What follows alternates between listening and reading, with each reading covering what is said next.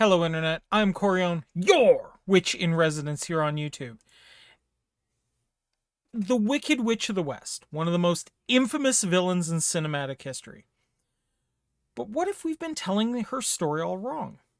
Wicked 2024 asks us to consider everything we thought we knew about her. But does this film's portrayal of witches compare to real world witchcraft, both historical and modern? Let's take a deep dive into the myth, the magic, and the meaning behind Wicked and the witches who inspired it. Now, before we do that, I just do want to point out there are still a lot of you that have not yet considered subscribing. It would really help my valiant struggle against the YouTube algorithm if you would please consider hitting that subscribe, hitting the bell icon. It's free and it really helps out the channel. Now, with that obligatory ritual out of the way, let's continue. Witches in popular culture are often portrayed as either malevolent crones, cursing, or mystical, all powerful beings, but real witchcraft is far more complex. It's rooted in history and spirituality and practice.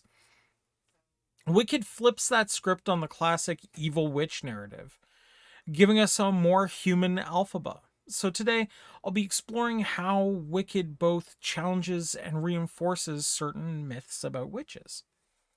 So in The Wizard of Oz, Elphaba, better known as the Wicked Witch, is pure evil, right? She cackles, she curses, she gets melted by a bucket of water. Water, of course, being a symbol of a pure element, right? But in Wicked, we see the world through her eyes. She's not wicked, she's just different. The narrative echoes real history. Many witches were simply people who defied societal norms. Men and women with knowledge about herbs, or midwives, healers, or those who were simply too independent for their time.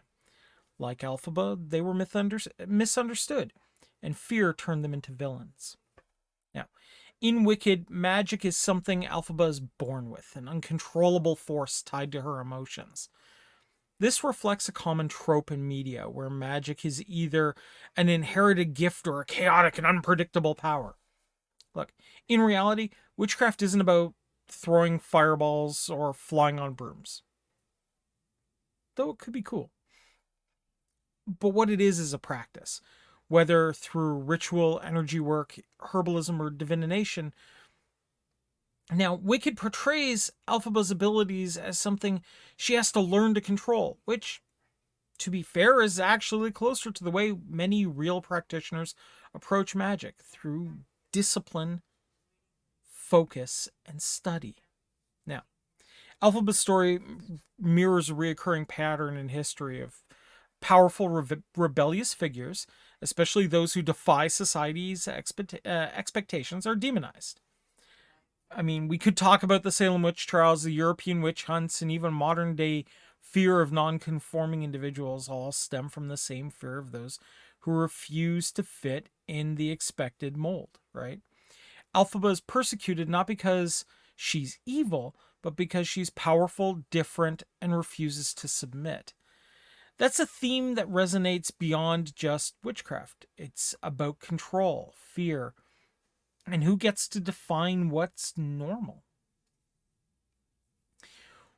One of Wicked's most interesting critiques is the idea of good and wicked witches. Galinda is loved because she's bubbly, blonde, and fits into society's expectations. Elphaba, on the other hand, is dark, outspoken, and feared.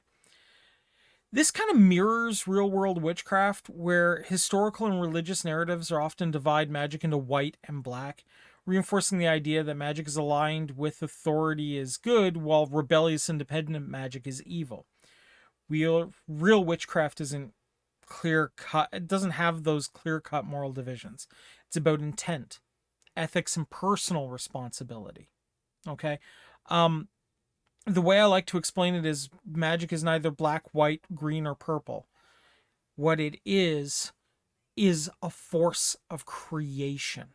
You are choosing to make something new out of the power of your will. Okay. It is, and that creation is always wonder. Okay.